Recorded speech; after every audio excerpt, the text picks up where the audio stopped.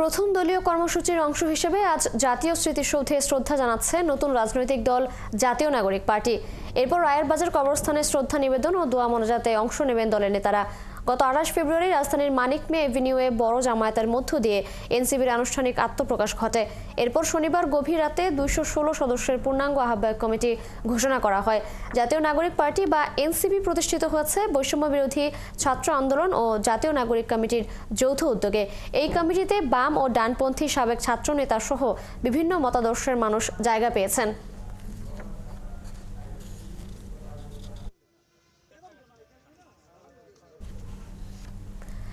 জাতীয় স্মৃতিসৌধে মহান মুক্তিযুদ্ধের বীর শহীদদের প্রতি শ্রদ্ধা নিবেদন করবেন জাতীয় নাগরিক পার্টির কেন্দ্রীয় শীর্ষ নেতারা।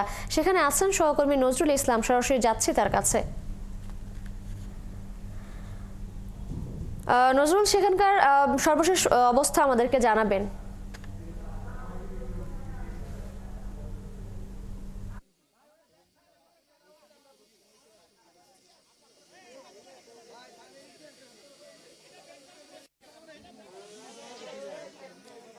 মার্জিয়াতিশে আমি এখন অবস্থান করছি জাতীয় স্মৃতিসৌধে। ঠিক এই সংবাদ সংযোগে যুক্ত হওয়ার কিছুক্ষণের মধ্যেই জাতীয় নাগরিক পার্টি ৭১-এর বীর মুক্তিযোদ্ধাদের স্মৃতির উদ্দেশ্যে জাতীয় স্মৃতিসৌধে পুষ্পস্তবক অর্পণ করার মাধ্যমে শ্রদ্ধাঞ্জলি নিবেদন করে। এখানে সেই জাতীয় নাগরিক পার্টির শীর্ষ নেতৃত্ব শীর্ষ পর্যায়ের নেতা নেত্রীরা আছেন। এখন আহ্বায়ক নাহিদ ইসলাম সহ হাসনাত আব্দুল্লাহ, সার্জিস, নাসিরউদ্দিন পাটোয়ারি, আখতার হোসেন, তুষার সারোয়ার সহ যতগুলো তারা কেন্দ্রীয় এবং শীর্ষ পর্যায়ের নেতারা ছিলেন, অল্প কিছুক্ষণের মাধ্যমে এই জাতির শ্রেষ্ঠ সন্তানদের প্রতি যে শ্রদ্ধা নিবেদনের অংশটুকু শেষ করে তাদের যে দলীয় কার্যক্রম সেটা শুরু করতে যাচ্ছে। আরেকটু বলে রাখি, সেই ৭১-এর বীর মুক্তিযোদ্ধাদের শ্রদ্ধা নিবেদনের পরেই আসলে রায়ের বাজারে গিয়ে তারা আসলে জুলাই অভ্যুত্থানের যে শহীদ ছিল সেখানে তারা সে দোয়া মাহফিল করবে। তো সাভারের জাতীয় স্মৃতিসৌধ থেকে এই ছিল সর্বশেষ। ধন্যবাদ আপনাকে, আপনি আছেন সেখানে থাকুন, খোঁজখবর রাখতে থাকুন। নিশ্চয়ই আমরা পরবর্তীতে আবার আপনার কাছে আসবো। যাচ্ছি পরের সংবাদে। চালক শ্রমিকদের নিরাপত্তার দাবিতে জামালপুরে বিভিন্ন রুটে সব ধরনের মিনি বাস চলাচল বন্ধ রেখেছে মালিক সমিতি ও শ্রমিক ইউনিয়ন। এতে ভোগান্তিতে পড়েছেন যাত্রীরা। শ্রমিকরা জানান, রবিবার চেয়ারম্যান বাড়ির মোড়ে রাজীব পরিবহনের ধাক্কায় অটোরিকশা এক যাত্রী নিহত হয়, আহত হন আরও 4 জন। এরপর থেকে রাজীব বাস চলাচল বন্ধের দাবি করে আসছে বৈষম্য বিরোধী ছাত্র আন্দোলন। এ নিয়ে আলোচনা করতে চাইলেও তারা বসতে রাজি হননি। তাই নিরাপত্তার স্বার্থে তার জামালপুরের সব রুটের বাস চলাচল বন্ধ রেখেছে। অন্যদিকে বৈষম্য বিরোধী ছাত্র আন্দোলনের নেতাদের দাবি, তারা চান সড়কে ফিটনেসবিহীন গাড়ি না চলুক এবং লাইসেন্স ছাড়া কেউ গাড়ি চালকের সিটে না বসুক। দর্শক, বাস ধর্মঘটের আরো খবর জানাতে আমাদের সাথে যুক্ত হচ্ছেন সহকর্মী আনসারি সুমন।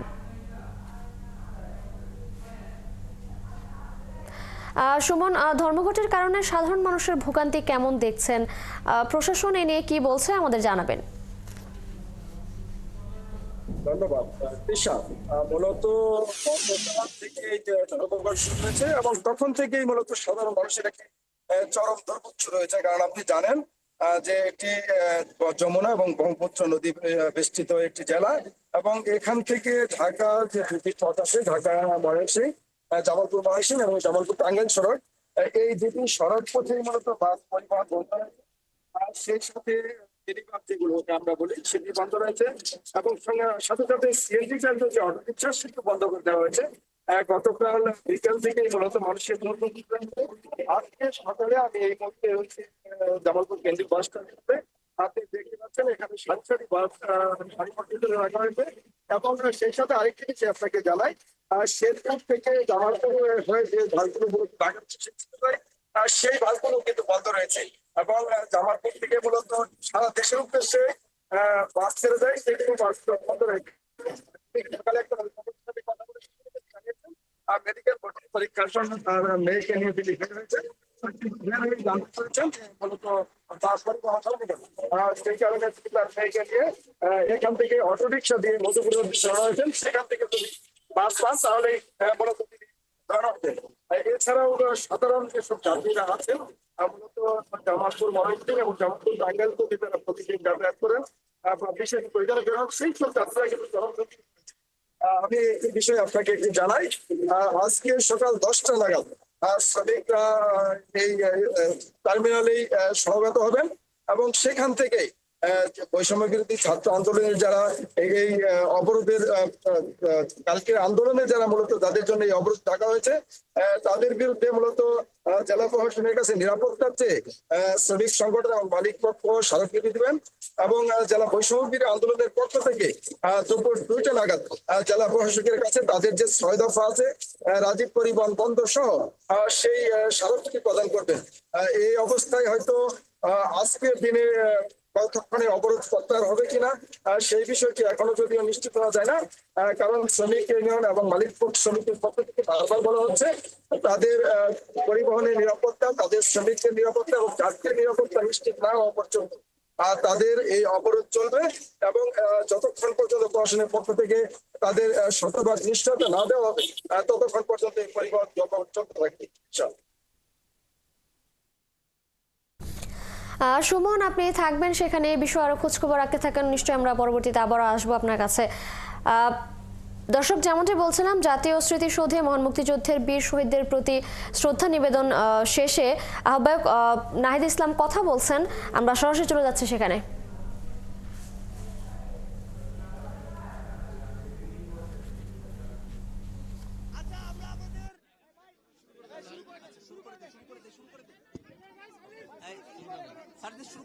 আমরা আমাদের আজকে প্রথম দিনের কর্মসূচির প্রথম যে কর্মসূচি সেটির হিসেবে আমরা আজকে জাতীয় নাগরিক কমিটি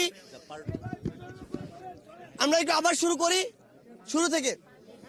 আমরা আমাদের জায়গা থেকে আমাদের জাতীয় নাগরিক পার্টির যে পথ চলা শুরু থেকে আরেকবার শুরু করি, ঝামেলা হচ্ছে। আমাদের রাজনৈতিক দল হিসেবে পথ চলার জাতীয় নাগরিক পার্টির আজকের যে প্রথম কর্মসূচি জাতীয় স্মৃতিসৌধে শ্রদ্ধার্ঘ্য অর্পণ, এই কর্মসূচির প্রথমেই আমাদের জাতীয় নাগরিক পার্টির সদস্য সচিব জনাব আক্তার হোসেনকে তার শুভেচ্ছা বক্তব্য প্রদানের জন্য অনুরোধ করছি। জাতীয় নাগরিক পার্টির পক্ষ থেকে সারা দেশের সর্বস্তরের জনতা, সাংবাদিক, পেশাজীবী, কৃষক, শ্রমিক, ছাত্র সকলকে আমরা শুভেচ্ছা জানাই। আজ জাতীয় নাগরিক পার্টির পক্ষ থেকে আমরা জাতীয় স্মৃতিসৌধে এসেছি। ৭১ সালের লক্ষ লক্ষ শহীদের জীবনের মধ্য দিয়ে আমরা যে স্বাধীনতা পেয়েছি, সেই স্বাধীনতার যে মূল মন্ত্র ছিল সাম্য, মানবিক মর্যাদা এবং সামাজিক সুবিচারের বাংলাদেশ, ৫৪ বছর ধরে তা অধরা থেকে গেছে। আমরা জাতীয় নাগরিক পার্টি এনসিপির নেতৃবৃন্দ, সারা দেশের আমাদের নেতাকর্মীরা আমরা অঙ্গীকারবদ্ধ যে ৭১-এর সাম্য, মানবিক মর্যাদা এবং সামাজিক সুবিচারের যে বাংলাদেশ, সেই বাংলাদেশ নির্মাণে এনসিপি জাতীয় নাগরিক পার্টি কাজ করে যাবে। সারা বাংলাদেশে আমাদের অনেকগুলো প্রস্তাবনার জায়গা রয়েছে। বাংলাদেশকে গোটা বিশ্বের বুকে মাথা উঁচু করে দাঁড়াবার মতো একটি দেশ হিসেবে দেখা, ঢাকা শহরকে গ্লোবাল সাউথের প্রধান হিসেবে দেখা এবং অনেকগুলো স্বপ্ন নিয়ে আমরা আগাচ্ছি। বাংলাদেশের বর্তমান প্রেক্ষাপটে আমরা বিশ্বাস করি যে নতুন একটি সংবিধানের বাস্তবতা রয়েছে। তার প্রেক্ষিতে আমরা গণপরিষদ নির্বাচনের কথা বলেছি এবং একই সাথে সে গণপরিষদ নির্বাচনে যারা জয়ী হবেন তারা সংসদ সদস্য হিসেবেও ভূমিকা পালন করবেন, তেমন প্রস্তাবনা আমাদের পক্ষ থেকে আছে। আমরা সারা দেশের মানুষের কাছে আমরা দোয়া চাই যাতে করে যে তারুণ্যের হাত ধরে জাতীয় নাগরিক পার্টি এনসিপি তার কার্যক্রম শুরু করেছে, যেন বাংলাদেশের সকল সম্প্রদায়ের মানুষকে, সকল ঘরানার মানুষকে, সকলের জন্য একটা আস্থাভাজন রাজনৈতিক দল হিসেবে আমরা আমাদের যাত্রা শুরু করতে পারি। ডান বামের বাইনারির বিভাজনের মধ্যে না গিয়ে সত্যিকার অর্থে একটি মধ্যমপন্থী রাজনীতি বাংলাদেশে আমরা সূচনা করতে পারি, তেমন অঙ্গীকার আমাদের রয়েছে। সে অঙ্গীকারগুলো যেন আমরা বাস্তবে রূপদান করতে পারি, সে ব্যাপারে সারা দেশের সকল শ্রেণী পেশার মানুষের সমর্থন আমরা প্রত্যাশা করি। আমরা এও প্রত্যাশা করি যে সারা দেশ থেকে অনেক মানুষ আমাদের সঙ্গে যুক্ত হতে যাচ্ছেন। অল্প সময়ের মধ্যেই সারা দেশের সকল জেলায়, সকল উপজেলায় জাতীয় নাগরিক কমিটি তাদের কর্মপরিধি এবং বিস্তৃতি করতে সক্ষম হবে বলে আমরা আশাবাদী। এই সময়ে আজকে আমাদের আরও একটি কর্মসূচি রয়েছে রায়ের বাজারে। 24-এর যারা শহীদেরা আছেন আমরা তাদের কবর জিয়ারতে যাব, আমরা তাদের জন্য দোয়া করব। আমরা চাইব যারা সাংবাদিকরা আছেন, যারা বাংলাদেশের আপামর জনতা আছেন, তাদের সকলের দোয়ায়, তাদের সকলের ভালোবাসা নিয়ে, প্রত্যাশা এবং পরামর্শ নিয়ে এনসিপি জাতীয় নাগরিক পার্টি সামনের দিনে এগিয়ে যাবে। ধন্যবাদ সকলকে। এ পর্যায়ে বক্তব্য রাখার জন্য আহ্বান করছি জাতীয় নাগরিক পার্টির মুখ্য সমন্বয়ক নাসির উদ্দিন পাটোয়ারিকে।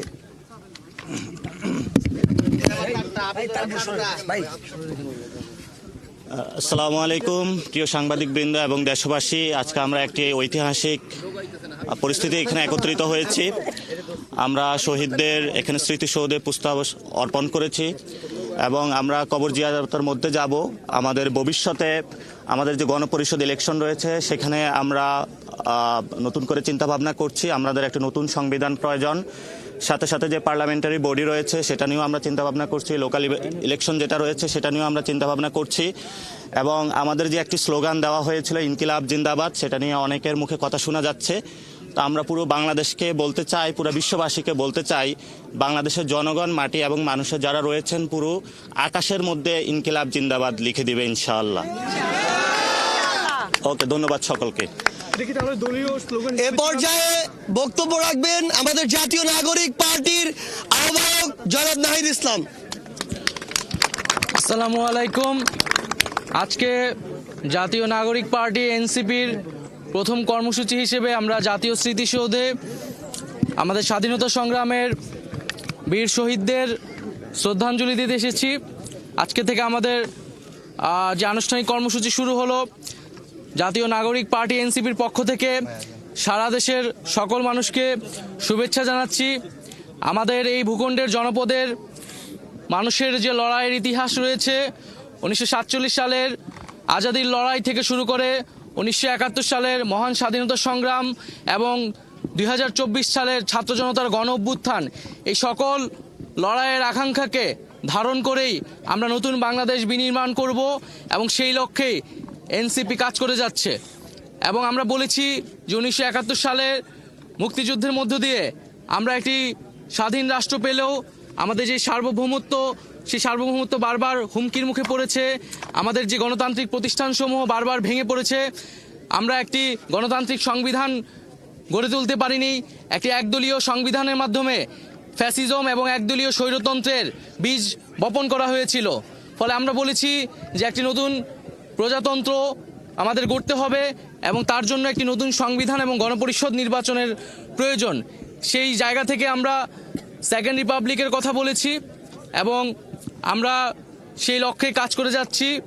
এবং জাতীয় নাগরিক পার্টি এই মুহূর্তে তার প্রথম লক্ষ্য হচ্ছে তার সাংগঠনিকভাবে কার্যক্রম বিস্তৃত করা, তৃণমূলে সাংগঠনিক কার্যক্রম বিস্তৃত করা এবং নিবন্ধন নিতে যেই ধরনের শর্তাবলী পূরণ করতে হয় সেই শর্তাবলী পূরণ করার দ্রুত সময়ের মধ্যে পূরণ করে আমরা নিবন্ধন কার্যক্রম আগাবো।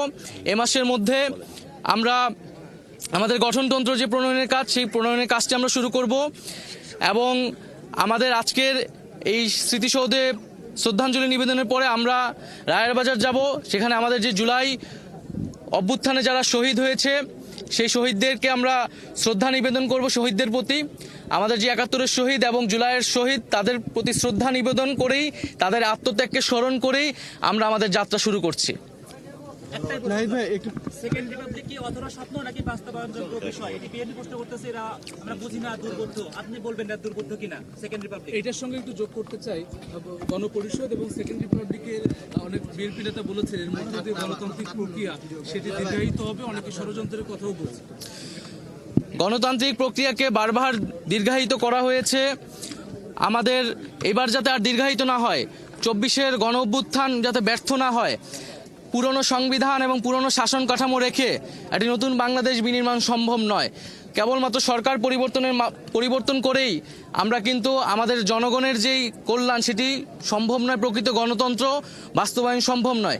সেজন্য আমরা বলছি যে আমরা যেহেতু এই 24 সালে গণ অভ্যুত্থান হয়েছে, ছাত্র জনতা রক্ত দিয়েছে, আমরা কেবল সরকার পরিবর্তন নয় বরং শাসন কাঠামো সহ পুরো সাংবিধানিক পরিবর্তন করে নতুন একটি বাংলাদেশের যাত্রা শুরু করতে চাই, যেখানে প্রকৃত গণতন্ত্র, ইনসাফ এবং সাম্য নিশ্চিত করা সম্ভব হবে। দর্শক, জাতীয় স্মৃতিসৌধ মহান মুক্তিযুদ্ধে বীর শহীদদের প্রতি শ্রদ্ধা নিবেদন শেষে জাতীয় নাগরিক পার্টির কেন্দ্রীয় শীর্ষ নেতারা কথা বলছিলেন। আমরা সরাসরি যুক্ত ছিলাম সেখানে। যাচ্ছি পরের সংবাদে। পাবনায় চলতি মৌসুমে দেশি মুড়িকাটা পেঁয়াজের দরপতনে আর্থিক ক্ষতির মুখে পেঁয়াজ চাষিরা। তারা বলছেন, চলতি বছরে দেশি মুড়িকাটা পেঁয়াজে বিঘায় আর্থিক ক্ষতি হয়েছে প্রায় 40 থেকে 45 হাজার টাকা। অন্যদিকে আর্থিক ক্ষতি মাথায় নিয়ে চারা বা হালি পেঁয়াজ চাষে ব্যস্ত সময় পার করছেন কৃষকরা। মোস্তাফিজুর রহমানের তথ্য ছবিতে প্রতিবেদন। দেশের দেশি পেঁয়াজের সিংহভাগ চাহিদা পূরণ হয় পাবনার পেঁয়াজ দিয়ে। পেঁয়াজের হাটের মধ্যে অন্যতম সুজানগর উপজেলার পৌর পেঁয়াজের হাটে এই মৌসুমে দেশি মুড়ি কাটা পেঁয়াজ দরপতন হয়েছে। পেঁয়াজ বিক্রি করতে হচ্ছে সর্বোচ্চ 1500 টাকা মণ দরে। এতে ক্ষতিগ্রস্ত কৃষক। কৃষকদের অভিযোগ, বিঘাতে 40 থেকে 45 হাজার টাকার আর্থিক ক্ষতি মেনে নিয়েই উৎপাদিত ফসল বিক্রি করতে হচ্ছে তাদের।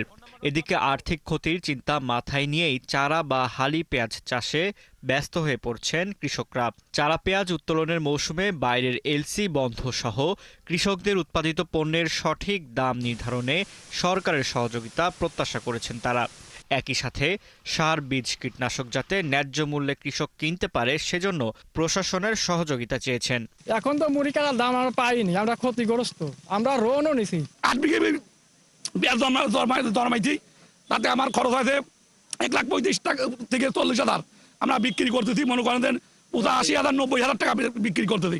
যদি বাইরের পিসটা অফ থাকে, এলসি পিসটা যদি অফ থাকে এই সিজনে, তাহলে কৃষকটা মাসে সব দামই বেশি, বিশেষ করে সারের দামটা একটু নাগালের বাইরেই চলে গেছে। এদিকে পেঁয়াজে এবার ব্যবসায়ীরাও ক্ষতিগ্রস্ত। গৃহস্থর পাশাপাশি ব্যাপারীরাও ক্ষতিগ্রস্ত হচ্ছে। সরকার যদি এই পেঁয়াজের একটা ফিক্স রেট দিত, যে 2000 কি 2200 একটা রেট থাকলে পারে কৃষক পুঁজিটা বাঁচাইতে পারত। তবে আবহাওয়া অনুকূলে থাকলে এবার লক্ষ্যমাত্রার চাইতে বেশি সার, বীজ, কীটনাশক সরবরাহের সাথে পরামর্শ দেয়া হচ্ছে। দামের বিষয়টা আসলে নির্ধারণ করে বাণিজ্য মন্ত্রণালয়। সেই ক্ষেত্রে অবশ্যই আমরা আমাদের ঊর্ধ্বতন কর্তৃপক্ষকে এটা ইতিমধ্যে আমরা জানিয়েছি যে পেঁয়াজের মৌসুমে যখন পেঁয়াজ উত্তোলন শুরু হয় সেই সময়ে যদি পেঁয়াজের বাইরের যে পেঁয়াজটা এটি যদি আমদানি সাময়িক যদি বন্ধ রাখা যায়, আমার বিশ্বাস কৃষকরা পেঁয়াজের ভালো দাম পাবে। জেলা কৃষি সম্প্রসারণ অধিদপ্তরের দেয়া তথ্যে জেলাতে মুড়িকাটা ও চারা পেঁয়াজ মিলে এই মৌসুমে উৎপাদনের লক্ষ্যমাত্রা ধরা হয়েছে 53,150 হেক্টর। ফারদিন নীরব, 71। দর্শক, পাবনায় মুড়িকাটা পেঁয়াজে ক্ষতিগ্রস্ত হচ্ছে কৃষক। এই নিয়ে আরো জানাতে আমাদের সাথে পাবনা থেকে যুক্ত হচ্ছেন সহকর্মী মোস্তাফিজুর রহমান। মোস্তাফিজ, কৃষকদের মুড়িকাটা পেঁয়াজে ক্ষতিগ্রস্ত হবার কারণ নিয়ে কৃষি বিভাগ কি বলছে? বর্তমানে পেঁয়াজের বাজার মূল্য কি আমাদের জানাবেন? তৃষা, আমরা ঠিক এখন পাবনা সদরের পৌর এলাকার ভেতরে যে প্রসিদ্ধ, সারা বাংলাদেশের ভিতরে প্রসিদ্ধ যে হাট, হাজির হাট বলে যেটা, এই হাটে আমরা কিন্তু অবস্থান করছি। এবং আজকে মঙ্গলবার, এই হাটের আজকে পেঁয়াজ, বিশেষ করে পেঁয়াজের হাট আজকে। এই পেঁয়াজের হাটের যদি দৃশ্যটা আপনি দেখেন, যে একদম রাস্তা থেকে শুরু করে পুরো হাটের চিত্রটা পেঁয়াজে ভরপুর, পেঁয়াজে পরিপূর্ণ। আমরা ঠিক 1 মাস আগে যখন এই আপনার মুড়ি কাটা বা এই পেঁয়াজটা যখন, নতুন পেঁয়াজটা যখন, খালি পেঁয়াজটা উঠতে শুরু করে, ঠিক তখন আমরা স্টোরিটা গুছিয়েছিলাম। ঠিক 1 মাস পরে আমরা যখন এই হাটে আসলাম, ঠিক চিত্রটা একই রকম কিন্তু রয়ে গেছে। সেই সময়টা একটু নতুন যখন উঠছিল, তখন কিন্তু এই পেঁয়াজের দামটা যে পর্যায়ে ছিল তার থেকে আজকে কিন্তু হাটে আমরা স্থানীয় যারা ক্রেতা বিক্রেতা রয়েছে তাদের সঙ্গে আমরা কথা বলেছি। আজকে হাটের চিত্রটা শুকনো, যেটা এই পেঁয়াজেরই নতুন মুড়ি কাটা পেঁয়াজেরই যেটা শুকিয়ে গেছে, যেটা বেশ কিছুদিন ঘরে রাখা যায়, সেই পেঁয়াজটাও কিন্তু আজকে 1000, 1100 বা 1200 টাকার মণ দরে বিক্রি হচ্ছে। এর পাশাপাশি যেটা আরেকটি যেটা ধকল লেগেছে, বা যেটা কৃষক ক্রেতা বিক্রেতা একদম মাখামাখি হয়ে গেছে পেঁয়াজের হাটে, সেটা হচ্ছে যে খালি পেঁয়াজ, মুড়ি কাটা পেঁয়াজ বা চারা পেঁয়াজ, যেটা মানে একদম আগাম যে পেঁয়াজটা একদম উঠা শুরু করেছে। আমরা যদি হাটের চিত্রটা দেখাই, যে পুরো হাট জুড়েই কিন্তু নতুন পেঁয়াজে ভরপুর। এবং এই হাজির হাট থেকেই প্রতি সপ্তাহে, বিশেষ করে মঙ্গলবার এবং শুক্রবার, এই 2টা দিন এই একটি হাট থেকেই বিশেষ করে প্রায় 40 থেকে 50 ট্রাক পেঁয়াজ কিন্তু সারা বাংলাদেশের বিভিন্ন জায়গায় যাবে। এই হাট থেকেই চট্টগ্রাম, ঢাকা, রাজধানী ঢাকা সহ খাতুনগঞ্জের বিভিন্ন জেলাতে যারা ব্যাপারী রয়েছে তারা কিন্তু এখানকার যারা পাইকার যারা বিক্রেতা আছে তাদের কাছে অগ্রিম তারা বুকিং করে থাকে পেঁয়াজ, সেই পেঁয়াজগুলো কিন্তু তারা এখান থেকে প্যাক করে তারা সারা বাংলাদেশে সরবরাহ করে থাকে। জি, সরবরাহ করে থাকে। আমরা জানছিলাম আপনার মাধ্যমে। মুস্তাফিজ, ধন্যবাদ আপনাকে। দর্শক, পাবনায় মুড়িকাটা পেঁয়াজ চাষে ক্ষতিগ্রস্ত হচ্ছে কৃষক, সে বিষয়ে জানাচ্ছিলেন আমাদের সহকর্মী মুস্তাফিজুর রহমান। যাচ্ছি পরের সংবাদে। রমজান উপলক্ষে বাজারে পণ্যের দাম নিয়ন্ত্রণে রাখতে চট্টগ্রামের খাতুনগঞ্জে চট্টগ্রাম সিটি কর্পোরেশন ও জেলা প্রশাসন যৌথভাবে অভিযান চালিয়েছে। এ সময় তারা জানান, রমজানে পণ্যের ঘাটতি নেই, তবে ভোজ্য তেলের কিছুটা সংকট রয়েছে। বাজার মনিটরিং এর বিষয়ে খাতুনগঞ্জের ব্যবসায়ীরা বলছেন, বাজার যাতে অস্থিতিশীল না হয় সেজন্য এই ধরনের মনিটরিং নিয়মিত পরিচালনা করা দরকার। জহিরুল ইসলামের ক্যামেরায় আরো জানাচ্ছেন রাজীব বড়ুয়া। চট্টগ্রামের সবচেয়ে বড় ভোগ্যপণ্যের বাজার খাতুনগঞ্জে সোমবার দুপুরে সিটি মেয়র ও জেলা প্রশাসকের যৌথ উদ্যোগে অভিযান চালানো হয়। সকাল থেকে চলা অভিযানে খাতুনগঞ্জের বিভিন্ন আড়তে গিয়ে মেয়র ডক্টর শাহাদাত ও জেলা প্রশাসক ফরিদা খানম তদারকি করেন। পরে মেয়র জানান, বাজারে ছোলা পেঁয়াজের সরবরাহ বেশ ভালো, তবে ভোজ্য তেলের ঘাটতি রয়েছে। তেল সরবরাহকারীদের সাথে কথা বলে সংকট সমাধানের চেষ্টা করা হবে। ভোজ্য তেল প্রচুর পরিমাণে আমদানি হয়েছে এবং সেগুলো আছে তারা বিভিন্ন জায়গায় লুকিয়ে রেখেছে, এবং আমরা চাই যে এগুলো বাজারজাত করা হোক এবং মানুষের কাছে পৌঁছিয়ে দেওয়া হোক, এবং যাতে করে দামগুলো কমে আসে, কারণ এগুলো ডিমান্ড যখন বেড়ে যাবে দাম অটোমেটিক্যালি বেড়ে যাচ্ছে। জেলা প্রশাসক জানান, রমজানের বাজার স্থিতিশীল রাখতে নগরী ও বিভিন্ন উপজেলায় বিভিন্ন পাইকারি ও খুচরা বাজারে জেলা প্রশাসনের পক্ষ থেকে 45টি অভিযান পরিচালনা করা হয়েছে। পুরো রমজান জুড়ে চলবে অভিযান। দ্রব্যমূল্য ক্রয় ক্ষমতার ভেতরে থেকে সাধারণ মানুষের, সেজন্য আপনারা আমাদেরকে সহযোগিতা করবেন। আমরা মাংসের বাজারে মোবাইল কোড করব, কাঁচা বাজারে মোবাইল কোড করব, কাপড়ের দোকানে মোবাইল কোড করব, প্রত্যেকটা জায়গায় আমাদের নিশ্চিদ্র ক্যাম্পেইন চলবে। এই অভিযানকে স্বাগত জানিয়ে খাতুনগঞ্জের ব্যবসায়ী নেতারা জানান, শুধু রমজান নয়, বছর জুড়ে যেন চলে এই অভিযান। আমার মনে হয় যে এখানে তদারকিটা সপ্তাহে বা মাসে এটা সবসময় কন্টিনিউলি করা উচিত। খুচরা দোকানে গিয়ে আপনার এখানে এটা মনিটরিং করলে আমার মনে হয় এটা একটা সাধারণ জনগণ এটা সফল পাবে বলে আমি মনে করি। এদিকে বাজারের পাইকারি ব্যবসায়ীরা জানিয়েছেন, পণ্যের সরবরাহ ভালো থাকায় পেঁয়াজ, ছোলা, খেজুর সহ বিভিন্ন পণ্যের দাম গত বছরের চেয়ে কিছুটা কম। রাজীব বড়ুয়া, ৭১, চট্টগ্রাম। দর্শক, বাজারের আরো খবর জানাতে আমাদের সাথে চট্টগ্রাম থেকে যুক্ত হচ্ছেন সহকর্মী প্রণবেশ চক্রবর্তী। প্রণবেশ, যেমনটি কথা রয়েছে, ভোজ্য তেলের আমদানিকারক, উৎপাদনকারী ও আড়তদারদের সাথে আজ বৈঠক করবেন city mayor doctor Shahadat Hossain এবং জেলা প্রশাসক ফরিদা খানম। সেটি কখন নাগাদ অনুষ্ঠিত হবে এবং সার্বিক বাজার পরিস্থিতি নিয়ে ক্রেতা বিক্রেতারা কি বলছেন, আপনার কাছে এই বিষয়ে কি তথ্য আছে? চট্টগ্রামে রমজানে ভোগ্যপণ্যের দাম নিয়ন্ত্রণে রাখতে এর মধ্যে জেলা প্রশাসন, ভোক্তা অধিকার সংরক্ষণ অধিদপ্তর, তার সাথে আমরা গতকাল দেখেছি যে Chittagong city mayor doctor Shahadat Hossain তিনিও খাতুনগঞ্জে গিয়েছিলেন। এটি চট্টগ্রামের সবচেয়ে বড় ভোগ্যপণ্যের বাজার। সেখানে বাজার পরিদর্শন, মনিটরিং এ গিয়েছেন, ব্যবসায়ীদের সাথে কথা বলেছেন। তো আজকেও ব্যবসায়ীদের সাথে যে টাস্ক ফোর্স গঠন করা হয়েছে দ্রব্যমূল্যের দাম নিয়ন্ত্রণে রাখতে, সেটি চট্টগ্রামের সার্কিট হাউসে 12:30টায় অনুষ্ঠিত হবে।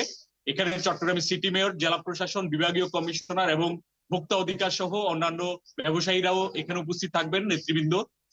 এখানে মূলত আমরা এখানে চট্টগ্রামে দেখছি যে মূলত যে তেলের দাম, ভোজ্য তেলের দাম, সেটি নিয়ন্ত্রণের বাইরে। বিশেষ করে বোতলজাত কোনো ধরনের তেল পাওয়া যাচ্ছে না, তবে খোলা যেটি তেল রয়েছে সেটি পাওয়া যাচ্ছে। 160 টাকার তেল 190 টাকায় খোলা বাজারে বিক্রি হচ্ছে বিভিন্ন জায়গায়, আর বোতলজাত কোনো ধরনের সয়াবিন পাওয়া যাচ্ছে না। তো এই বিষয়গুলো নিয়ে এখানে সংশ্লিষ্ট যে টাস্ক ফোর্সের মিটিং রয়েছে 12:30টায় সার্কিট হাউসে, সেখানে আলোচিত হবে বলে আমরা জানতে পেরেছি।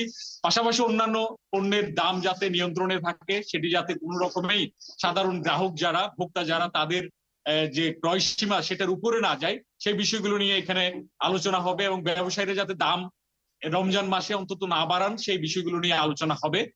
আমরা দেখেছি এর মধ্যে ভোক্তা অধিকার বিভিন্ন জায়গায় তারা তাদের অভিযান পরিচালনা করেছেন। যারা তেল বিশেষ করে বোতলজাত তেল তাদের সংগ্রহে রেখে বেশি দাম চাচ্ছেন কিংবা বিক্রি করছেন না, সেগুলো তারা অর্থদণ্ড দিচ্ছেন এবং যাদের কার্টুন ভর্তি যাদের কাছ থেকে পাচ্ছেন সেগুলো খোলা বাজারে বিক্রি করে দিচ্ছেন, সেগুলো আমরা দেখেছি। তো সেটি নিয়ে আসলে মূলত ব্যবসায়ীদের সাথে মত বিনিময়ের মাধ্যমে এটি যাতে না হয়, হয়রানি যাতে না হয়, ভোক্তারা যাতে তেল পান, সেই বিষয়গুলো নিয়ে আলোচনা হবে বলে আমরা জানতে পেরেছি। পরবর্তীতে আমরা সেই অনুষ্ঠানের আপডেটটি পরবর্তীতে জানিয়ে দিতে পারবো। আর আমরা তবে চট্টগ্রামে দেখছি যে পেঁয়াজের দাম সেটি নিয়ন্ত্রণে রয়েছে, অন্যান্য ছোলা সহ যেসব ডাল জাতীয় সেগুলোর দাম নিয়ন্ত্রণে রয়েছে এবং গত বছরের তুলনায় কিছুটা কম দামে পাওয়া যাচ্ছে। খেজুরের দামও নিয়ন্ত্রণে রয়েছে। প্রণবেশ, আপনি আছেন সেখানে থাকুন, নিশ্চয়ই আমরা পরবর্তী সংযোগে আবার আপনার কাছ থেকে বিষয়ে কিছু শুনবো। আপনাকে অসংখ্য ধন্যবাদ। যাচ্ছি পরের সংবাদে। এবার আলুর উৎপাদন বেশি হলেও লোকসানের শঙ্কায় আছেন জয়পুরহাটের আলু চাষিরা। তারা বলছেন উৎপাদন খরচের চেয়ে বাজার দর মিলছে কম, তারপর আচমকা বেড়েছে হিমাগার ভাড়া, তাই সমস্যা সমাধানে আমদানি বন্ধ করে রপ্তানির দাবি তুলছেন। যদিও হিমাগার ভাড়া বৃদ্ধির দায় নিতে রাজি নন হিমাগার প্রতিনিধিরা। মোয়াজ্জেম হোসেনের তথ্য ছবিতে প্রতিবেদন। আবহাওয়া ভালো থাকায় এবার আলুর উৎপাদন ভালো হয়েছে, কিন্তু খুশি নন কৃষক। তারা বলছেন আলু উৎপাদনে যে খরচ হয়েছে বাজার দর এর চেয়েও কম। তার উপর হিমাগারের ভাড়া কেজি প্রতি 4 টাকা হঠাৎ বেড়ে যাওয়ায় সংরক্ষণেও জটিলতা তৈরি হয়েছে। পাশাপাশি বাড়তি ভাড়া দিয়েও হিমাগারে আলু সংরক্ষণে জায়গা পেতে 2 থেকে 3 দিন লাগছে বলছেন শ্রমিকরা। তাই আলু আমদানি বন্ধের ঘোষণা দিয়ে রপ্তানির দাবি তুলেছেন চাষিরা। সিন্ডিকেটের যে ব্যবসায়িক আছে এরাই সম্পূর্ণ মাল কিনে নিয়ে যায়, ফটোস্টক ভর্তি করতেছে। প্রথমে স্লিপ পাওয়া গেছে, পরে যায় আর স্লিপ পাওয়া যাচ্ছে না। আমরা পরে চেষ্টা করেছি, বর্তমান দামও নেই, আমরা আলু নিয়ে কি করবো আর বুদ্ধি শুদ্ধি না পায় বাজারে বিক্রি করতেছি। কর্তৃপক্ষ বলতেছে যে স্টোরের জায়গা হবে না, পর্যাপ্ত পরিমাণ জায়গা নেই, এই জন্য ওরা বাধ্য হয়ে আসে আমাদের কাছে বিক্রি করতেছে। আর হিমাগার প্রতিনিধিরা ভাড়া বৃদ্ধির দায় দিয়েছেন কোল্ড স্টোরেজ অ্যাসোসিয়েশনের উপর। চাহিদা তো বেশি হয়ে গেছে, সেই চাহিদার তুলনায় স্টোরের ক্যাপাসিটিটা বৃদ্ধি পায়নি। সরকার যদি আলু বিদেশে না ইনপুট করে তাহলে আমরা মরে কৃষকরা শেষ হয়ে যাব। রপ্তানির জন্য যদি সরকার কোনো উদ্যোগ নেয় তাহলে কৃষক তার লোকসানের অধিকাংশ কাটিয়ে উঠতে পারবে। আলু রপ্তানি, ভাড়া বৃদ্ধি আর হিমাগারে আলু সংরক্ষণ সংকট সমাধানে মন্ত্রণালয়ে প্রস্তাব পাঠানো হয়েছে বলে জানান জেলা কৃষি বিপণন কর্মকর্তা। জেলা প্রশাসন থেকে একটি কঠোর নির্দেশনা দেওয়া হয়েছে যে মোট সংরক্ষণের ধারণ ক্ষমতার 50% কৃষকের আলু সংরক্ষণ করতে হবে, বাকি 50% বিভিন্ন ব্যবসায়ী সংরক্ষণ করতে পারবেন। কৃষক এক ধরনের ফসল আবাদ না করে বহুমুখী ফসল আবাদ করে, যাতে একটা ফসলের দাম কমে গেলে অন্য ফসল দিয়ে পুষিয়ে নিতে পারে। চলতি রবি মৌসুমে দেশের দ্বিতীয় বৃহত্তম আলু উৎপাদনকারী জেলা জয়পুরহাটে 44,000 হেক্টর জমিতে আলু চাষের লক্ষ্যমাত্রা নির্ধারণ করা হলেও অনুকূল আবহাওয়ায় আবাদ হয় প্রায় 5,000 হেক্টর বেশি জমিতে। হাসান আহমেদ, 71। দর্শক, জয়পুরহাটের আলু উৎপাদনের খবর জানাতে আমাদের সাথে যুক্ত হচ্ছেন সহকর্মী মোয়াজ্জেম হোসেন। মোয়াজ্জেম, এবছর কি পরিমাণ জমিতে আলুর উৎপাদন হয়েছে এবং এগুলো বিক্রি ও সংরক্ষণের বিষয়ে কি বলছেন কৃষকরা? ধন্যবাদ আপনাকে। আপনি যেমনটি বলছিলেন প্রতিবেদনে, জয়পুরহাটের চিত্রটি এর চেয়ে আজকে অনেকটা ভয়াবহ। আপনি জানেন যে জয়পুরহাটের কৃষক বাংলাদেশের আলু উৎপাদনের দিক থেকে দ্বিতীয় বৃহত্তম একটি উপজেলা। এই জেলাতে এবারে কিন্তু আবহাওয়া ভালো থাকার কারণে কিন্তু এবারে আলু উৎপাদন বেশি হয়েছে, কিন্তু এই আলু উৎপাদন করতে যে কিন্তু কৃষক চরম দুর্ভোগের মধ্যে পড়েছে। আপনি জানেন যে জয়পুরহাটের আলু যখন চাষ করতে যায় তখন কিন্তু কৃষক কিন্তু একটা বড় সিন্ডিকেটের মধ্যে পড়ে, যেমন সার নিতে গেলে সিন্ডিকেট পড়ে, বীজ নিতে সিন্ডিকেট পড়ে। এখানকার আলু সিন্ডিকেট আপনি জানেন যে এখানে প্রতি বস্তা 40 থেকে 45 টাকা দিয়ে কিন্তু আলু বীজ নিতে হয়েছে। এই কারণে কিন্তু আলু উৎপাদন খরচ কিন্তু বেশি হয়েছে। এই কৃষক যখন আলু উৎপাদন করে যখন বাজারে নিচ্ছে সেখানেও কিন্তু একটা সিন্ডিকেটের মধ্যে পড়তেছে, অর্থাৎ আলু বেচতে গেলে সিন্ডিকেট, সার নিতে গেলে সিন্ডিকেট এবং স্টোরে যখন আলু সংরক্ষণ করতে যাচ্ছে সেখানে সবচেয়ে বড় কিন্তু সিন্ডিকেটের মধ্যে পড়ছে এখানকার কৃষকরা। এখানকার যেটা বলছে যে আলু সংরক্ষণ করতে এসেছে, যেটা বলছে যে আলুর স্টোর সিন্ডিকেট করতেছে, যে আলু ধারণ ক্ষমতার চেয়ে কিন্তু কৃষকদেরকে বেশি স্লিপ দিয়েছে। এবং অন্যান্য আরো কৃষক যারা রয়েছে, যারা প্রান্তিক কৃষক রয়েছে, যারা 5 5 বস্তা 10 বস্তা করে যারা সংরক্ষণ করতে চায়, যারা বাজারে দাম না পাওয়ার কারণে সংরক্ষণ করে, তারা কিন্তু এই স্টোরে এসে কিন্তু সেই স্লিপটুকু কিন্তু পায়নি, এমনটি বলছে এখানকার কৃষকরা। আমি আপনাকে এখানকার যে কৃষক, আপনি জানেন যে আলু স্টোরে রাখতে এসে আমি গত পরশুদিন এসে দেখেছি যে 3 থেকে 2.5 দিন পর্যন্ত এই আলু স্টোরে লাইন ধরে দাঁড় করে আছে। আজকে সকালে আমি আসছি 7টার দিকে, তখন থেকে অর্থাৎ গতকাল থেকে এখন পর্যন্ত প্রায় 1 কিলোরও অধিক। আপনি আমার পিছনে দেখেন, আমি আপনাকে একটু দেখাতে চাই যে আমার পিছনে দেখেন যে 1 কিলোরও অধিক পর্যন্ত কিন্তু এই লাইনটা কিন্তু ধরে আছে। এবং এই রাস্তা অর্থাৎ হলো খেতলাল এবং জয়প্রাট যে বটতলি যে রাস্তাটা রয়েছে, এটি কিন্তু প্রায় দীর্ঘ সময় ধরে কিন্তু এটা কিন্তু যানজট হয়ে আছে। এখানে কিন্তু এই যানজটের নিরসনের কারণে বা স্টোরের কর্তৃপক্ষের পক্ষ থেকে কিন্তু এখন পর্যন্ত কোনো ধরনের কিন্তু কোনো ব্যবস্থা নেওয়া হয় নাই। আমি এখানকার একজন ভুক্তভোগী, একজন যে কৃষক রয়েছে আলু রাখার জন্য, তার সঙ্গে একটু কথা বলতে চাই। আপনি একটু আসবেন, কথা বলতে চাই যে আপনারা যে আলু এখানে রাখতে আসছেন, আপনাদের কি ভোগান্তি হচ্ছে আপনি একটু বলবেন প্লিজ। আমাদের ভোগান্তিটা এটাই যে আমরা স্টুলে আলু রাখতে আসছিলাম, আসে দেখি যে আমাদের যে স্লিপ দিছে, আমরা গৃহস্থ মানুষ, আমাদের যে স্লিপ দিছে, স্লিপে দেখা যাচ্ছে যে আসার পর 2-3 দিন রাস্তায় থাকার পর কষ্ট করে আসছি, থাকার পর দেখতেছি যে আমাদের আলু না নিয়ে নিচ্ছে হলো ব্যবসায়িকের আলু, ট্রাক বোঝায় ব্যবসায়িকদের আলু এরা নিচ্ছে, এরা সিন্ডিকেট করতেছে।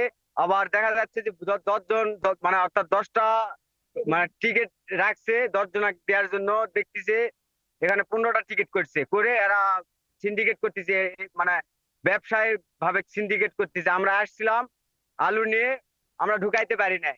এদিকে দেখতেছি যে আমাদের আলু ভ্যানের ভাড়া দিচ্ছি, ভ্যানারা 2 থেকে 3 বার আমাদের আলু উঠাইছে, নামাইছে, নিয়ে আসতেছে। আসে দেখতেছি আমরা যে আমাদের গৃহস্থের আলু ঢুকতেছে না, কিন্তু ওদের ব্যবসায়িকের আলু ঢুকতেছে, ব্যবসায়িকের ট্রাক বোঝাই করা, আপনার লরি বোঝাই করা, আপনার ট্রাক্টর এই ধরনের ঢুকাচ্ছে।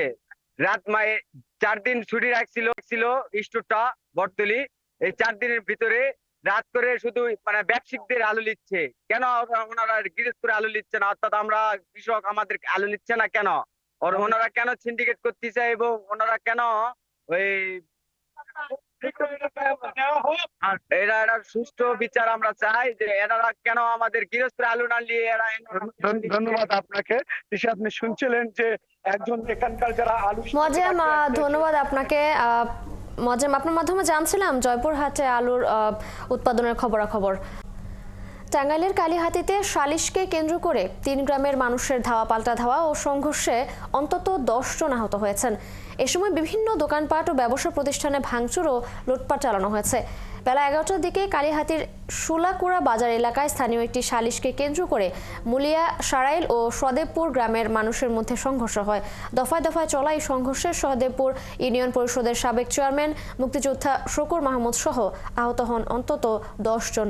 সংঘর্ষের এক পর্যায়ে সুলাকুড়া বাজারের দোকানপাট ও ব্যবসা প্রতিষ্ঠানে ভাঙচুর ও লুটপাট চালানো হয়। খবর পেয়ে কালিহাতী থানার পুলিশ ও সেনাবাহিনী সদস্যরা সেখানে গিয়ে পরিস্থিতি নিয়ন্ত্রণে আনে। এই ঘটনায় 2 ঘন্টা যান চলাচল বন্ধ হয়ে যায়। পরিস্থিতি নিয়ন্ত্রণে এলাকায় অতিরিক্ত পুলিশ মোতায়েন করা হয়েছে। ভয়াবহ দূষণ আর পলিথিনের কারণে সিলেট শহরের কিনব্রিজ, মেন্দিবাগ, কুশিঘাট, সুরমা নদী খনন আটকে আছে। অপরদিকে এখনো অপরিষ্কার শহরের প্রধান খাল, ছড়া ও নর্দমা, যে কারণে প্রতি বছর এবছরেও আবারও সিলেট শহর ভয়াবহ বন্যার ঝুঁকিতে পড়তে যাচ্ছে বলে সতর্কতা দিয়েছে পানি উন্নয়ন বোর্ড। পরিবেশবাদীরা বলছেন নদী খননের ঠিকঠাক পরিকল্পনা না থাকায় এমনটা হচ্ছে। সিলেট থেকে হুসাইন আহমেদ সুজাদের প্রতিবেদন, ক্যামেরায় ছিলেন তারেক আহমেদ সানি। সিলেটে 2022 সালের ভয়াবহ বন্যার পর শহর এলাকা সহ সুরমা নদীর 15 কিলোমিটার জায়গা খননের পরিকল্পনা নেয় পানি উন্নয়ন বোর্ড। তবে পলিথিন আর প্লাস্টিক বর্জ্যের কারণে শহরের কিনব্রিজ, কালীঘাট, মেন্দিবাগ, কুশিঘাট, আলমপুর সহ বেশ কিছু এলাকায় খনন সম্ভব হয়নি, যে কারণে পুরোপুরি খনন ছাড়াই শেষ হয় প্রকল্পটি। বর্তমানে শহরে শান্তশিষ্ট সুরমা নদী এখন পরিণত হয়েছে ময়লা আবর্জনার ডাস্টবিনে। শহরের ছড়া খাল দিয়ে প্রতিনিয়ত পলিথিন আর বর্জ্য জমার কারণে সুরমা নদীর বিভিন্ন এলাকায় চর জেগেছে। সামনে কড়া নাড়ছে বৃষ্টির মৌসুম, এখনও পরিচ্ছন্ন হয়নি সিলেট শহরের বড় বড় খাল ও ছড়া, যার কারণে পুরো শহরে আগাম জলাবদ্ধতার শঙ্কা নগরবাসীর। আর যদি বর্ষা হয় তাহলে তো এই নদীটা আবার ভরে যাবে, তখন আমাদের বন্যায় কবলিত আমাদের পড়তে হবে। ড্রেনে পালায়, প্রথম ড্রেনে পালাইলে পরে গাঙ্গাইয়া পড়ে। এই ড্রেনের মধ্যে ময়লা পালানিটা নিষেধ দেওক, জরিমানা করুক, এই সব ঠিক হয়ে যাবে। পরিবেশবাদীরা বলছেন, সুরমা খননের প্রকল্প বাস্তবায়নের আগে নিয়ম মানে না পানি উন্নয়ন বোর্ড। নদী খননে গতানুগতিক প্রযুক্তি অনুসরণ না করে খননের জন্য শক্তিশালী ড্রেজিং মেশিন ব্যবহার করতে হবে। তারা যে খনন যন্ত্র নিয়ে খনন কাজ শুরু করেছিল, সেই খনন যন্ত্র বারবার বাধাগ্রস্ত হয়েছে পলিথিনের কারণে। এর অর্থ হচ্ছে গতানুগতিক যে খনন যন্ত্র আছে, যে খনন যন্ত্র শুধু মাটি কাটে, সেই খনন যন্ত্র নিয়ে এই কাজ শুরু হলে একই ঘটনা পুনরায় ঘটবে। পানি উন্নয়ন বোর্ড বলছে, সমগ্র শহরের বিভিন্ন ছড়া দিয়ে সিলেট শহরে বিভিন্ন স্থানে পলিথিনের বর্জ্য পড়ার কারণে দূষিত হচ্ছে সুরমা। শহরের ছড়া খাল দ্রুত পরিষ্কার না করলে চলতি বর্ষায় আবারও ভয়াবহ বন্যার শঙ্কা রয়েছে। একটা খাল পরিষ্কার করলো সিটি কর্পোরেশন, সেটা কিন্তু এক সপ্তাহের মধ্যে আবার ভরে যাবে যদি মানুষ সচেতন না হয়। অর্থাৎ ময়লাটা সঠিকভাবে যদি ব্যবস্থাপনা করা সম্ভব হয়, মানুষ যদি সহযোগিতা করে সিটি কর্পোরেশনকে, আমি মনে করি যে এই প্রবলেম থেকে কিন্তু উত্তরণ পসিবল। 2022 এবং 2024 সালে ভয়াবহ বন্যার কবলে পড়ে শত কোটি টাকার ক্ষতি হয় সিলেট শহর ও সিলেট জেলার। পানিবন্দী হন কয়েক লাখ মানুষ, যার ক্ষত এখনও শেষ হয়নি। হুসাইন আহমেদ সুজাত, 71 সিলেট। দর্শক, এ বিষয়ে আরো জানাতে আমাদের সাথে সিলেট থেকে যুক্ত হচ্ছেন সহকর্মী হুসাইন আহমেদ সুজাত। সুজাত, আপনার কাছে জানতে চাই, এর আগে যে বিভিন্ন প্রকল্প হাতে নেওয়া হয়েছিল সেগুলো কি অবস্থায় আছে? নদী দখল দূষণ রোধে প্রশাসন কি কোনো পদক্ষেপ নেবেন কিনা, ঝুঁকি নিয়ে বিশেষজ্ঞরা বা কি বলছেন? ধন্যবাদ তিশা। আসলে দেখুন, যখনই কিন্তু বন্যা হয় তখনই কিন্তু নানান ধরনের প্রতিশ্রুতি চলে আসে। আপনি জানেন যে 2022 সালে সিলেটে ভয়াবহ বন্যা হয়েছিল এবং এই ভয়াবহ বন্যার পর তৎকালীন সরকারের পক্ষ থেকে বলা হয়েছিল যে বন্যা প্রতিরোধে আসলে সিলেটের সুরমা নদী খনন করা হবে এবং একটি প্রকল্প নেওয়া হয় যে সিলেট শহরের 11 কিলোমিটার সুরমা নদী কিন্তু খনন করা হবে। তার মধ্যে অনেকটা সম্পন্ন হয়েছে, তবে মেইন শহরের যে সকল এলাকা রয়েছে, বিশেষ করে কিনব্রিজ এলাকা, মেন্দিবাগ এলাকা, কালীঘাট এলাকা, অর্থাৎ মেইন শহরে অবস্থিত যে সকল জায়গা রয়েছে সেগুলিতে কিন্তু খনন করা সম্ভব হয়নি। এবং এই মুহূর্তে যদি আমি আপনাকে নদীর চিত্রটা দেখাই, যে আসলে সুরমা নদীকে কিন্তু গলা টিপে হত্যা করা হয়েছে। এটি এখন একটা ময়লার ডাস্টবিনে পরিণত হয়েছে এবং ক্যামেরার সামনে আপনি যেটা দেখতে পাচ্ছেন যে পুরো নদীতে যেভাবে ময়লা আবর্জনা ফেলা হয়েছে সেটা আসলে বলার ভাষা রাখে না। এবং এই ময়লা আবর্জনা ফেলার কারণে কিন্তু প্রচুর পলিথিন এই নদীতে এসে মিশে গেছে, যার কারণে কিন্তু পানি উন্নয়ন বোর্ড সেটি খনন করতে পারেনি। এবং গত যে 2024 সালে যে বন্যা হয়েছিল, সেই বন্যার সময়ও বলা হয়েছিল যে তারা এটি খনন করবে, কিন্তু তারা খনন করেনি। এবং সামনে যখন বর্ষা শুরু হবে তখন কিন্তু আবারও সিলেটে বন্যা হবে, সেটা কিন্তু ইতিমধ্যে সতর্ক করেছে পানি উন্নয়ন বোর্ড। এবং এই বন্যায় শুধুমাত্র সিলেট শহর না, পুরো সিলেট জেলা কিন্তু আবারও হাবুডুবু খাবে সিলেট জেলার মানুষ, সেটা নিশ্চিত বলা যায়। পাশাপাশি আপনাকে যদি আমি শহরের পরিস্থিতিটা বলি, যে শহরের যে সকল ছড়া খাল নর্দমা রয়েছে সেগুলো কিন্তু এখনো অপরিষ্কার। অর্থাৎ এক একটা ড্রেনে এবং ছড়াতে 10 থেকে 15 ফিট ময়লার বাঘার জমে আছে, সেগুলো কিন্তু এখনো সরানো হচ্ছে না, সিটি কর্পোরেশন পদক্ষেপ নিচ্ছে না। তাছাড়া আপনাকে আমি বলি যে এভাবে যদি থাকে তাহলে সামনে যে বর্ষা হবে, বর্ষার পর আপনি জানেন যে সিলেটের একপাশে পাহাড় টিলা চা বাগান রয়েছে, অর্থাৎ পাহাড় টিলা চা বাগান থেকে যে সকল পানির ঢল নামবে সেগুলো কিন্তু ছড়া খাল দিয়ে সুরমা নদীতে সহজভাবে আসতে পারবে না। ছড়া খালগুলো ভরে গিয়ে পানি কিন্তু শহরের বিভিন্ন অলিগলিতে ছড়িয়ে পড়বে এবং জলাবদ্ধতা সৃষ্টি হবে, একটি দুর্গন্ধ ময়লাযুক্ত পরিবেশ সৃষ্টি হবে এবং মানুষজন সমস্যার মধ্যে পড়বে। আমরা যারা নদী এবং পরিবেশ নিয়ে কাজ করে তাদের সাথে আমরা কথা বলেছিলাম, তারা আমাদেরকে বলছেন যে আসলে এই মুহূর্তে সবচেয়ে বেশি যে প্রয়োজন যেটি রয়েছে, সিলেট শহরের যে সকল ছড়া খাল নদী রয়েছে সেগুলো দ্রুততার সাথে পরিষ্কার করতে হবে। পাশাপাশি বন্যা প্রতিরোধ ঠেকাতে যে সকল উন্নত প্রযুক্তি প্রয়োজন, অর্থাৎ যে সকল জায়গা গুরুত্বপূর্ণ জায়গা কিন্তু পানি উন্নয়ন বোর্ড খনন করতে পারেনি, সেগুলোতে খনন করতে যে সকল উন্নত প্রযুক্তি বা ড্রেজিং মেশিন নিয়ে আসা প্রয়োজন সেগুলো নিয়ে আসতে হবে। আর না হলে কিন্তু সিলেট শহরের মানুষকে বন্যা থেকে রক্ষা করা কোনোভাবেই সম্ভব নয়। পাশাপাশি আপনাকে আমি জানিয়ে রাখি যে আমরা সিলেট শহরের সমগ্র সিলেট শহর ঘুরে দেখেছি যে যে সকল গুরুত্বপূর্ণ এলাকার ছড়া খাল রয়েছে, বিশেষ করে সুবহানীঘাট, উপশহর, যতরপুর সহ বেশ কিছু এলাকার কিন্তু বড় বড় খালগুলো এখনো অপরিষ্কার। এবং আপনি জানেন যে এই রমজানের পরপরই কিন্তু বর্ষা মৌসুম শুরু হবে, এবং এই বর্ষা মৌসুম শুরু হওয়ার আগেই যদি এগুলো পরিষ্কার না করা হয় তাহলে কিন্তু জলাবদ্ধতা সৃষ্টি হবে এবং বন্যা আবারও হবে। তিশা। সুজাত, ধন্যবাদ আপনাকে। দর্শক, সিলেট থেকে নদী দখল ও দূষণের সর্বশেষ জানাচ্ছিলেন আমাদের সহকর্মী হোসেন আহমেদ সুজাত। নড়াইল সদর উপজেলায় প্রায় 400 বছর আগে মুন্সি হযরতুল্লাহ নামের এক ব্যক্তি ঐতিহ্যবাহী মুন্সিবাড়ি মসজিদ প্রতিষ্ঠা করেন। এলাকাবাসীর কাছে এটি জিনের মসজিদ নামেও পরিচিত। বলা হয় এক রাতের মধ্যে জিন এই মসজিদটি নির্মাণ করেছে। ঐতিহ্যবাহী এই মসজিদটি রক্ষণাবেক্ষণের দাবি এলাকার লোকজনের। আজিজুল ইসলামের তথ্য ছবিতে প্রতিবেদন।